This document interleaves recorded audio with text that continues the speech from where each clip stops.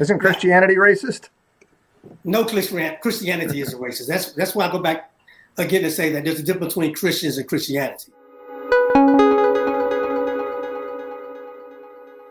Okay, and what about Christianity as a whole? So it's another assumption that people would make amounting to the charge that Christianity, and again, you've mentioned this briefly, but Christianity is racist. I mean, don't we have empirical evidence of that? I mean, just look at the transatlantic slave trade, slavery in America, where half the country got engaged in it and the other half were just complicit. Isn't Christianity racist? No, Christianity is a racist. That's why I go back again to say that there's a difference between Christians and Christianity. Christianity is what the Bible teaches and affirms.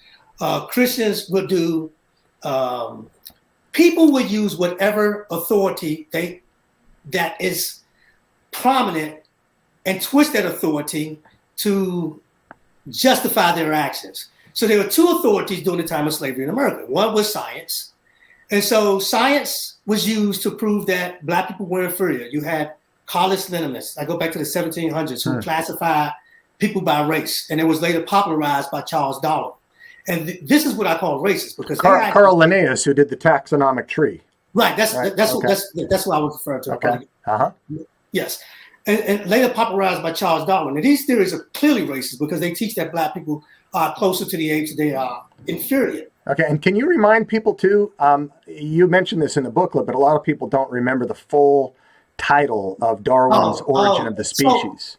So yes, it is, trying to remember what the full title is. It is a long one. It is a long one. I'm looking at your book here on the origin of the species by means of natural selection or the preservation of the favored races in the struggle for life. Yes, and it's really interesting that usually when you hear the title, they cut off the last part. Right. But the original title definitely had to do with race. Yeah, and so you said you've got two different authorities functioning, scripture and science at the time. So they used the Bible as well, and they used passages out of the Bible to cherry pick and to misconstrue to prove that Christianity was racist. They used the whole story of, for instance, the mark of Cain. The mark of Cain was supposedly black skin. Well, if you read the Bible, you don't see that at all. As a matter of fact, if you read the Bible, it says that the mark was actually to protect Cain. It wasn't to harm him in any way. It was to protect him so that anyone who came across him wouldn't slay him. And also the belief that the sons of Noah, that when Noah cursed Cain and said that he would serve his brother Shem or Jephthah, that was belief that, okay, that's God's giving blessings. But that actually had nothing to do with race. That was actually prophecy of what was going to happen when the Israelites went into the land of Canaan and subdued the children or the sons, descendants of Canaan. But still, they had nothing to do with race. And God makes it clear that the reason why God was doing that is because he was punishing the Canaanites for their atrocities.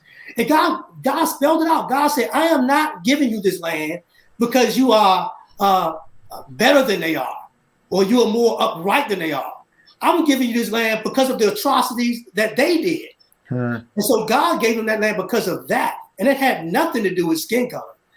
And we know that because God did the exact same thing to the Israelites. When they got to the point of their sin measure being full, God brought other nations to conquer them as well. And when those conquerings happened, that was slavery. They were put in bondage. They were put in captivity. So slavery is all throughout the Bible. So just because white people did something doesn't mean that the Bible justifies it.